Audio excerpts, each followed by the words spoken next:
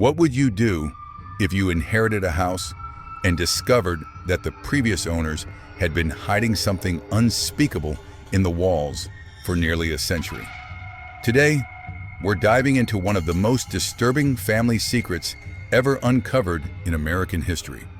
This is the story of the Blackwood family of Oak Haven, Maine, and the horrifying discovery that would shake a small New England town to its core. But before we begin, I need to warn you. This story contains elements that some viewers may find deeply disturbing. What the Blackwood family concealed behind those walls defies explanation, and the truth they tried so desperately to bury would ultimately consume them all. If you're sensitive to discussions of violence against children or ritual murder, you may want to stop watching now. For everyone else, prepare yourself for a journey into one of America's darkest family secrets. Meet Eleanor "Ellie" Vance, a 29-year-old freelance journalist from Portland who specialized in writing about historical mysteries and unsolved crimes. She had built a modest reputation investigating cold cases for true crime magazines, but nothing in her career had prepared her for what she would discover on November 12, 2022, when she inherited something she never expected: a massive Victorian mansion from her great-aunt Isolde Blackwood, a woman she'd only met twice in her entire life. The first meeting had been at Ellie's college graduation in 2015. Isolde had appeared out of nowhere, an elegant, elderly woman with piercing blue eyes and an unsettling smile. She'd congratulated Ellie on her journalism degree and made an odd comment that would stick with her for years. The truth has a way of calling to those who are meant to hear it, my dear. Never forget that. The second and final meeting was at Isolde's funeral just 2 weeks before Ellie received the inheritance papers. Isolde Blackwood had been the last surviving member of one of Oak Haven's oldest and most influential families. The Blackwoods had built their fortune in the lumber and paper industry during the late 1800s, constructing their sprawling estate on Crestwood Drive in 1889. The three-story Victorian mansion sat on 12 acres of prime Maine real estate, complete with servant quarters, a carriage house, and elaborate gardens that had once been the pride of the community.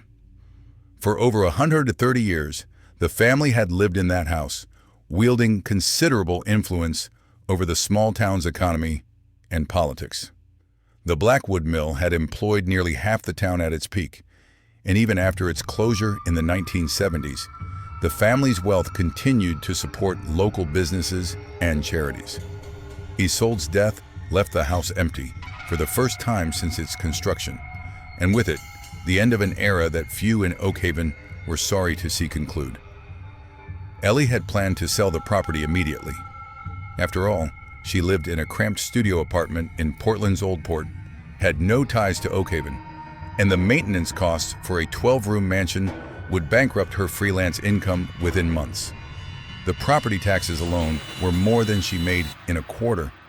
But when she arrived to assess the property on that cold November afternoon, she discovered something that would change everything. The house felt wrong from the moment she stepped out of her Subaru. The November sky was overcast, casting long shadows across the overgrown lawn, but there was something more than weather creating the oppressive atmosphere. The mansion loomed before her like something from a Gothic novel, its dark windows seeming to watch her approach. The realtor had warned her that the house had been empty for months, that Isolde had lived alone in her final years with only a part-time caretaker. But nothing had prepared her for the overwhelming sense of malevolence that seemed to emanate from the very walls. The house felt wrong. I know that sounds crazy, but from the moment I stepped inside, there was this oppressive atmosphere, like the walls themselves were watching me. The air was thick and stagnant, despite the November chill outside, and there was this underlying current of, I don't know how to describe it, fear, guilt, and the smell. God, the smell was awful, like something had died and been left to rot, but also something chemical, medicinal.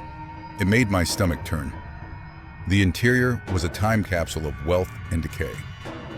Heavy velvet curtains blocked most of the natural light, casting the rooms in perpetual twilight.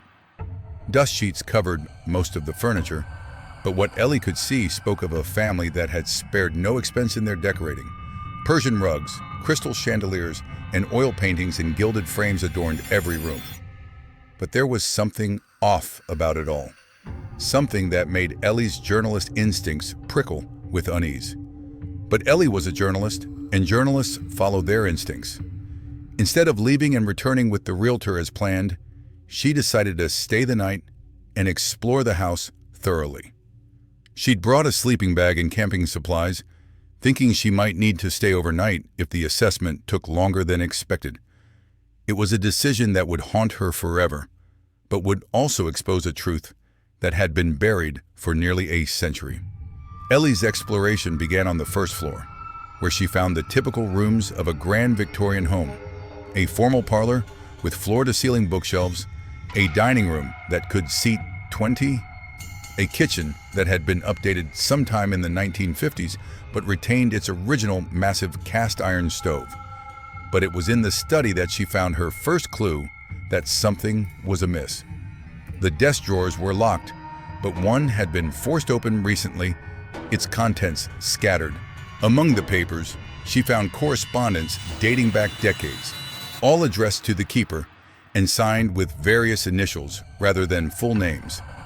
The letters spoke in coded language about deliveries and ceremonies and the continuation of traditions. One letter, dated 2004, was more explicit. The Elias arrives next month. All preparations have been made according to the ancient protocols. The family is eager to proceed with the harvest. Ellie photographed everything with her phone, her hands shaking as she began to understand that she had stumbled onto something far more sinister than a simple inheritance. The second floor contained the bedrooms, and it was here that Ellie made her most disturbing discovery yet.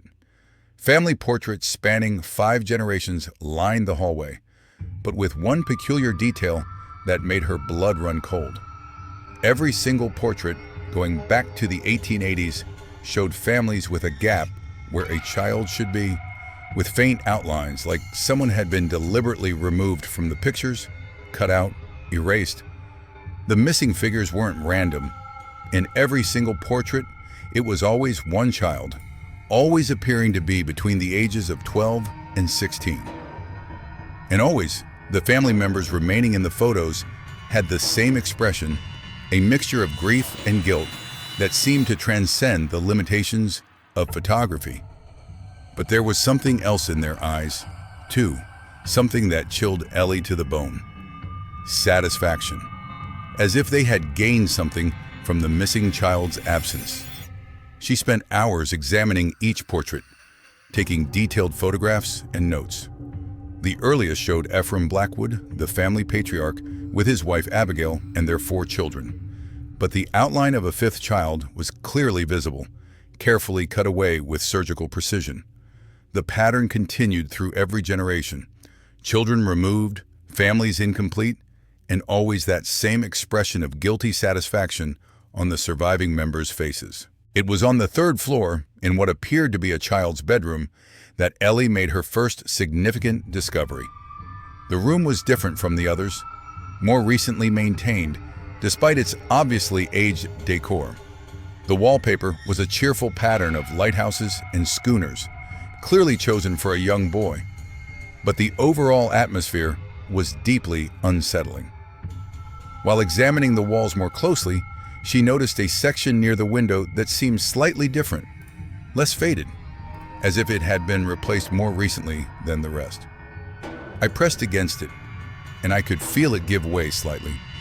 There was definitely something behind there, some kind of hollow space.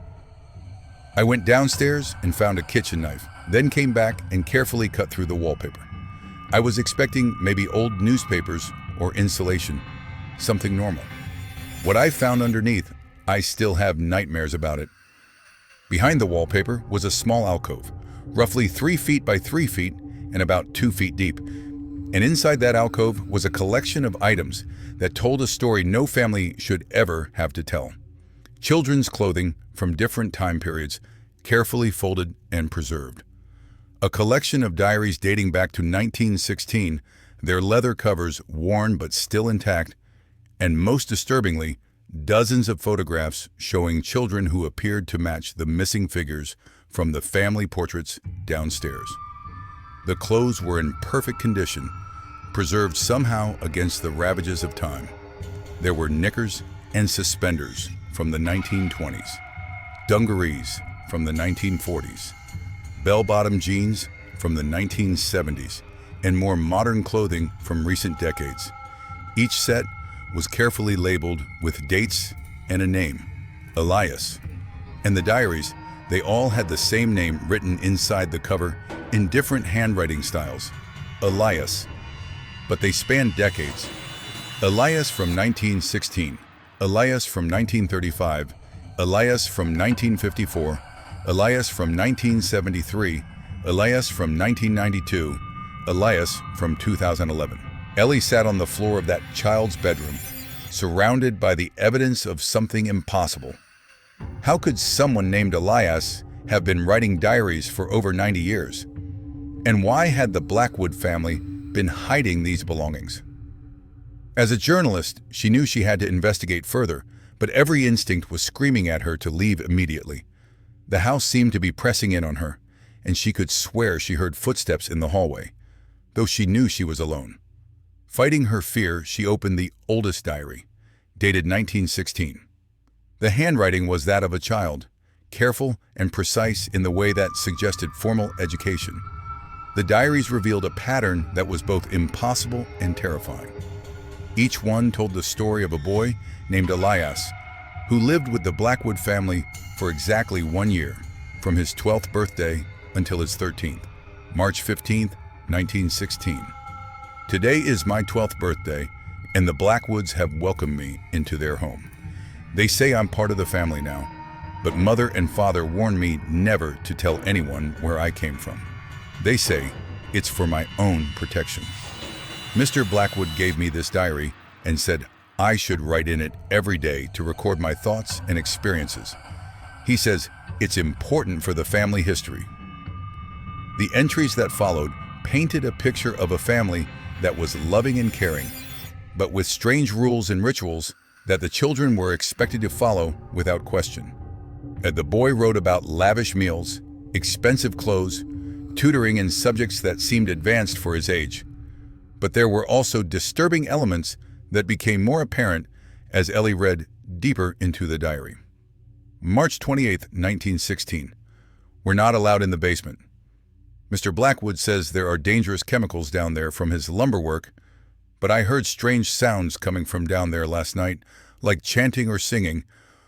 Mrs. Blackwood makes me special meals, different from what the other children eat. She says I need to stay strong and healthy. She also gives me these bitter pills every morning that make me feel strange and drowsy. April 10th, 1916. The other children don't talk to me much. When I try to play with them, they get this scared look in their eyes and walk away. Isolde, who's about my age, told me yesterday that I shouldn't get too comfortable here. When I asked her what she meant, she just said, "You'll understand when it's time." I don't know what she's talking about, but it makes me nervous. The diary entries continued for months, documenting a year of privilege mixed with increasing unease.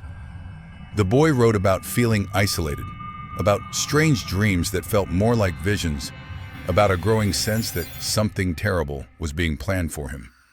And then, abruptly, the entries stopped, with a final, chilling note. March 14th, 1917. Tomorrow is my 13th birthday. Mr. Blackwood says it's time for me to join the family permanently. I don't know what he means, but I'm scared. If anyone finds this diary, please tell my parents I love them. Armed with this new knowledge, Ellie began a systematic search of the entire house, looking for more hidden compartments.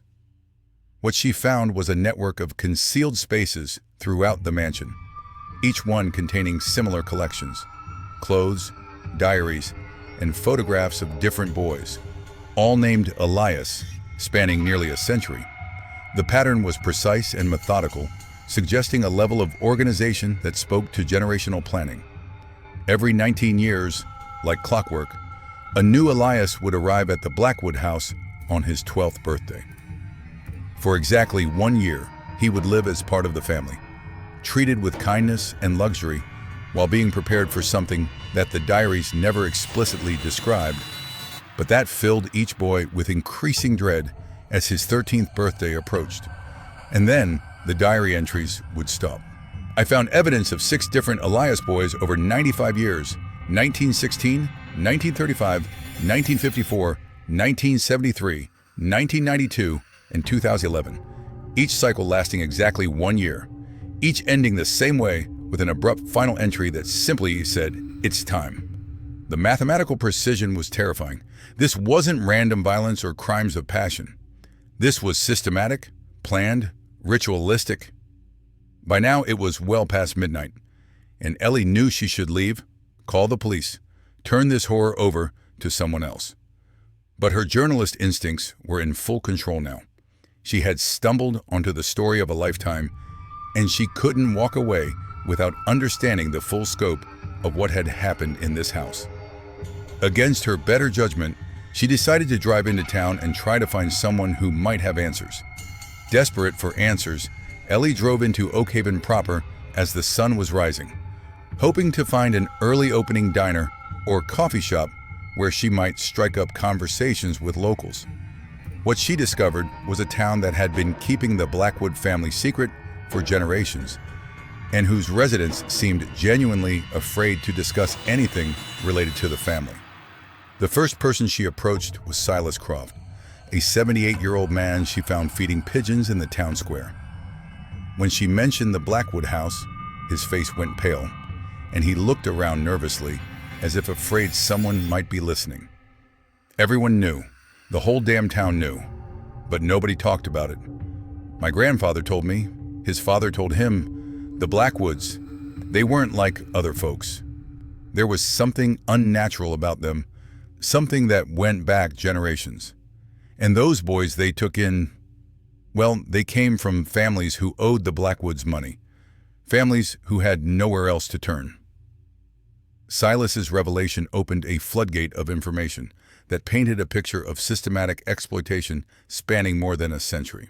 The Blackwood family, it turned out, had been the primary source of employment in Oak Haven for generations. When families fell into debt, which happened frequently during economic downturns like the Great Depression, the economic panics of the 1890s, or more recently the recession of 2008, the Blackwoods would make them an offer they couldn't refuse. They'd forgive the debt completely, sometimes thousands of dollars. But in exchange, the family had to give up their youngest son when he turned 12. Just for a year, they said, just until he turned 13. The boy would be educated, fed, clothed, and treated like a member of the family. After his 13th birthday, they claimed he would be returned with enough money to set him up for life. And the families, they were so desperate, they agreed. But Silas's story took an even darker turn as he revealed what happened to families who refused the Blackwoods' offer. Mysterious accidents, house fires, business failures that seemed to target anyone who crossed the family. The message was clear. Cooperation meant survival. Resistance meant destruction. Over the decades, the town had learned to simply look the other way when the Blackwoods made their periodic requests for temporary guardianship. But Ellie's research revealed something even more disturbing when she visited the town clerk's office and examined the official records. She found reports of missing children, always boys, always around age 13, always from families that had worked for the Blackwoods. The pattern went back decades, with reports filed by desperate parents who claimed their sons had vanished without a trace. The reports were filed, but they were never investigated. The sheriff's department would mark them as runaways and close the cases within 48 hours every single time. I found documentation going back to the 1940s showing the same pattern. A boy would disappear, parents would file a missing person report, and within 2 days, the case would be closed with a notation that the child had run away to seek his fortune in the big city. What made this even more suspicious was that the supposed runaways never contacted their families again, never sent letters or made phone calls, never surfaced anywhere else in the country. In an age before social media, it might have been possible for someone to disappear completely, but the sheer number of cases and their consistent timing suggested something far more sinister than teenage rebellion. Ellie spent the entire day in the town hall, photographing documents and building a timeline of disappearances that corresponded exactly with the dates she'd found in the hidden diaries. 6 boys over 95 years, each vanishing just after their 13th birthday, each disappearance officially dismissed as a runaway case despite the protestations of their families. Despite every instinct telling her to leave, to call the FBI, and turn this evidence over to professionals, Ellie knew she had to see what the Blackwoods had hidden in the basement. The diaries all mentioned the basement as forbidden territory, and every investigation she'd ever conducted had taught her that the most important evidence was always found in the places people tried hardest to hide. Using a crowbar she found in the carriage house, she broke through the multiple locks that secured the basement door. The locks themselves told a story. Layers of security added over the decades, from simple padlocks to modern deadbolts to what appeared to be a custom-made steel bar that required considerable effort to remove. Whatever was down there, the Blackwoods had been very serious about keeping people out. The stairs were steep and narrow, and the smell that had permeated the entire house was overwhelming here at its source. Ellie descended slowly, her flashlight cutting through the darkness to reveal something that would haunt her for the rest of her life. What she found defied every rational explanation. The basement had been converted into something that resembled a combination medieval laboratory and ritual chamber. The walls were lined with stone, clearly added long after the house's original construction.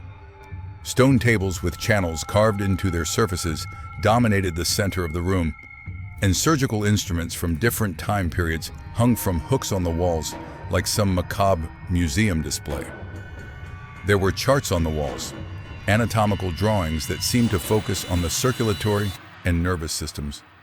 And in the center of the room was this massive stone altar with channels carved into it, leading to drains in the floor. The whole place reeked of death and chemicals, but also something else. Something that reminded me of a hospital operating room, antiseptic and sterile, but underneath it all, the unmistakable smell of decay. But the most horrifying discovery was a series of journals belonging to different generations of Blackwoods, carefully preserved in glass cases like precious artifacts. These weren't hidden away like the boys' diaries upstairs. They were proudly displayed on specially built shelves, chronicling a family tradition that had continued for nearly a century. The boy arrived today, Elias, number 6. He is strong and healthy, just as the others were. The preparation year begins now. Father says the ritual must be performed on the anniversary of his arrival, when the moon is dark and the veil between worlds is thinnest. It is the only way to ensure our family's continued prosperity and longevity. The old ways must be preserved. The journals revealed the Blackwoods' belief in a ritual that they claimed would transfer the life force of young boys to the family members, ensuring their longevity and prosperity. But these weren't the ravings of madmen. The entries were methodical, scientific, detailing preparations and procedures with the precision of medical textbooks. They spoke of harvesting techniques developed over generations, of preservation methods that ensured maximum essence extraction.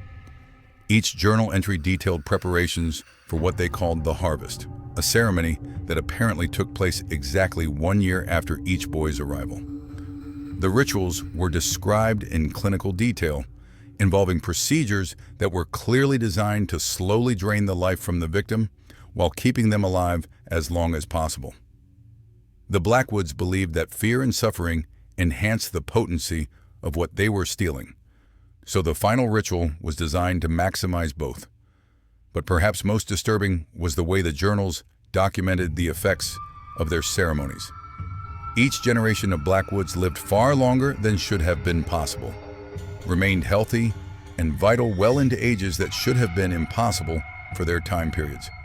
The first Elias, sacrificed in 1917, had apparently granted the family an additional 20 years of life. The second had renewed this gift, and so on through the generations. Ellie's great-aunt Isolde, the woman who had left her the house, had been born in 1912. According to the family journals, she should have died decades ago from natural causes. But the records showed something impossible. Isolde had somehow lived to be 95 years old, despite multiple family members claiming she looked barely 60 when she died. I started doing the math, and it didn't add up. If the ritual worked the way the journals described, Isolde would have participated in at least 4 of the ceremonies. She would have been there when Elias number 2 disappeared in 1935, number 3 in 1954, number 4 in 1973, and number 5 in 1992. She would have been an active participant in the murder of 4 children. Hospital records that Ellie obtained showed that Isolde had never been seriously ill, never showed signs of aging-related diseases, and had died peacefully in her sleep with no apparent cause of death. For someone born in 1912, this was statistically impossible. The average life expectancy for women born in that era was around 65 years, and very few lived past 85 without significant health problems. But the most chilling discovery was Isolde's personal journal, found in a locked drawer of an antique secretary desk in the basement. The last entry was dated just 3 days before she died and revealed why Ellie had inherited the house. I can feel them calling to me, all the Elias boys. Their spirits have been growing stronger as I grow weaker. They want justice, and I'm too tired to fight them anymore. The guilt has been eating me for decades, but the family traditions were too strong to break. Perhaps it's time the truth came out. I'm leaving the house to Ellie, my brother's granddaughter. She's a journalist, a seeker of truth. If anyone can expose what we've done and give those boys the justice they deserve, it's her. The most recent Elias had disappeared in 2012. Elias Hayes, age 13, whose family had lost their home in the 2008 financial crisis and had been working for the Blackwoods as caretakers. Unlike the others, Elias Hayes had a sister who never stopped looking for him, a sister who had spent the last decade trying to uncover the truth about his disappearance. I was 16 when Eli disappeared. The police said he ran away, but Eli wouldn't do that. He was scared of the dark. He wouldn't have left on his own at night, and he was excited about starting high school the next fall. He had made plans with his friends. I knew the Blackwoods had something to do with it, but nobody would listen to me. They were too powerful, too connected. Clara Hayes had spent the last decade investigating her brother's disappearance, compiling evidence that the police had ignored, and building a case that no one in authority wanted to hear. She had tracked down other families whose children had disappeared, documented the pattern of cover-ups, and even attempted to search the Blackwood property before being arrested for trespassing. When Ellie contacted her after finding Eli's diary in the house, the 2 women joined forces to finally expose the truth. Clara's evidence filled in gaps in Ellie's discoveries, and together they built an irrefutable case against the Blackwood family and their conspirators. Ellie's discovery confirmed everything I'd suspected. The Blackwoods weren't just taking these boys, they were murdering them in ritualistic ceremonies, and the whole town was complicit, from the sheriff's department to the mayor's office to the local newspaper that never reported on the disappearances. Armed with decades of evidence, photographs of the basement chamber, the preserved diaries, and testimony from Clara Hayes, Ellie and Clara decided to perform one final search of the basement to find conclusive proof using ground-penetrating radar equipment that Clara had borrowed from a friend who worked in construction. They scanned the basement floor, and found what they were looking for. Behind a false wall that had been constructed sometime in the 1940s, we found them. 6 sets of remains, each carefully preserved and labeled with dates corresponding to the disappearances. They were arranged like trophies in display cases. Each skeleton showed evidence of trauma consistent with the ritual procedures described in the journals. The discovery was more horrifying than either woman had imagined. The remains weren't simply buried or hidden. They had been carefully preserved using techniques that the Blackwoods had developed over the decades, treated with chemicals that prevented decomposition, and arranged in positions that suggested they were meant to be viewed and revered rather than forgotten. Each set of remains was accompanied by personal effects. The clothes the boys had been wearing, items from their previous lives, and in some cases, final letters they had been forced to write to their families explaining their decision to run away. The letters were clearly written under duress, with handwriting that became increasingly shaky and desperate as the boys realized what was actually happening to them. Ellie immediately contacted the FBI, bypassing local law enforcement entirely, given the evidence of their complicity in the cover-up. Federal agents arrived within hours and began what would become the largest criminal investigation in Maine's history. The evidence was overwhelming. The Blackwood family had been operating a ritualistic murder cult for nearly a century, with the full knowledge and cooperation of significant portions of the local community. In 40 years of law enforcement, I've never seen anything like this. The level of organization, the documentation, the community-wide cover-up, it represents one of the most elaborate serial killing operations in American history. The fact that it continued for nearly a century with multiple generations participating shows a level of systematic evil that defies comprehension. The investigation revealed that the network of families called themselves the Keepers of Prosperity and believed they were following ancient traditions necessary for maintaining social order. They had created elaborate justifications for their actions, drawing on corrupted interpretations of various religious and occult traditions to convince themselves that what they were doing was not only acceptable but necessary for the greater good. They had created an entire mythology around their actions, complete with books passed down through generations detailing rituals and justifications. They genuinely believed they were part of something sacred, not criminal. The level of organization and the sophistication of their belief system shows that this wasn't random violence or crimes of passion, but a carefully constructed ideology that had been refined over multiple generations. The revelation of the murders devastated the families of the victims, but it also brought unexpected relief to some parents. Parents who had blamed themselves for their children's disappearances finally learned the truth about what had happened, and the knowledge that their children had been victims of a deliberate conspiracy rather than their own failures as parents provided a complicated form of closure. For 40 years, I blamed myself. I thought maybe if I had been a better mother, if I had paid more attention, if I had fought harder against giving Eli to the Blackwoods, he wouldn't have disappeared. Finding out he was murdered was horrible, but knowing it wasn't my fault, that there was nothing I could have done to prevent it, that gave me some peace. It doesn't bring him back, but it lets me stop hating myself. Support groups were established for the families, providing counseling and resources to help them process the trauma of learning their children had been victims of a deliberate conspiracy. The groups also served as advocacy organizations, working to ensure that the investigation continued and that similar cases in other communities would be thoroughly investigated. Meeting the other families was both heartbreaking and healing. We all carried the same guilt, the same questions, the same anger at a system that had failed our children.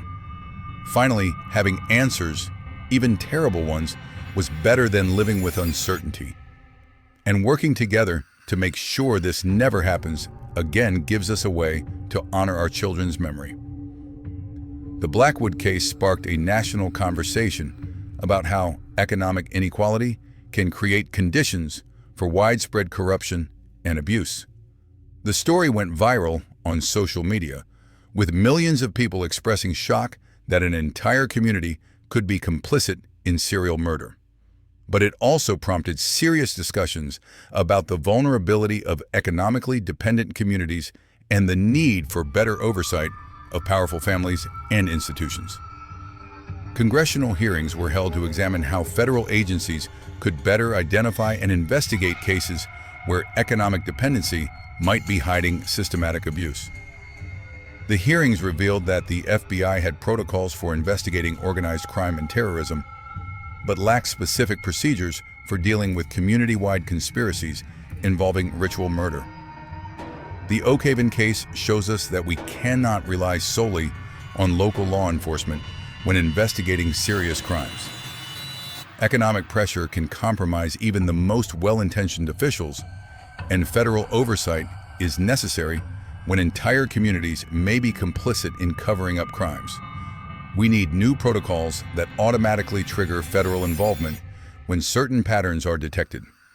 New protocols were established for investigating missing children in economically distressed communities, with mandatory federal oversight when local investigations are closed quickly or when patterns suggest systematic cover-ups. Law enforcement agencies across the country received new training on identifying signs of community-wide conspiracies and cult-like behavior. The FBI established a special task force dedicated to investigating similar cases nationwide, with a focus on identifying communities where economic dependency might be hiding systematic abuse. The task force has already identified several communities where similar patterns of disappearances and cover-ups may indicate ongoing criminal activity. People ask me if I regret inheriting that house, if I wish I had never learned the truth. But those boys deserve to have their story told. They deserve justice, even if it came too late. And their families deserve to know what really happened. They deserve to stop blaming themselves for something that was completely beyond their control. Elias Finch, 1916. Elias Thorne, 1935. Elias Rowe, 1954. Elias Beckett, 1973. Elias Cole, 1992. Elias Hayes, 2011. 6 boys whose lives were cut short by a family's delusions of grandeur and a community's willingness to look the other way. Each one was someone's son, someone's brother, someone's hope for the future. The hardest part is knowing that this could happen again. Anywhere there's extreme economic inequality and desperation, people become vulnerable to this kind of manipulation. We have to stay vigilant. We have to speak up when we see injustice. And we have to create systems that protect the vulnerable instead of exploiting them. Today, the Memorial Garden in Oak Haven serves as a reminder of what can happen when communities prioritize economic survival over moral responsibility. Visitors from around the world come to pay their respects and to remember the importance of speaking up against injustice, no matter the cost. The garden is maintained by volunteers from the community, people who want to honor the victims and ensure that their story is never forgotten. I come here every year on his birthday. I tell him about my life, about the justice we finally got for him and the others, about the changes that have been made because of his story. I think he would be proud that his death wasn't meaningless, that it helped prevent this from happening to other kids. It doesn't make up for losing him, but it gives his death some meaning. The macabre history of the Blackwood family serves as a chilling reminder that evil can flourish in the most unexpected places, hidden behind facades of respectability and tradition. But it also shows us that truth, no matter how deeply buried, will eventually find a way to surface. The courage of one journalist who refused to ignore what she had discovered, combined with the determination of a sister who never stopped looking for answers, brought justice to 6 murdered children and exposed a conspiracy that had hidden in plain sight for nearly a century. The walls that concealed the Blackwood secrets for 95 years have finally fallen, and the boys they tried to erase from history will never be forgotten again. Their names are carved in stone in the memorial garden, and their story serves as a warning about the dangers of unchecked power and the importance of protecting the vulnerable members of our society. The Elias boys may be gone, but their legacy lives on in the changes their story has brought about and the lives it may save in the future.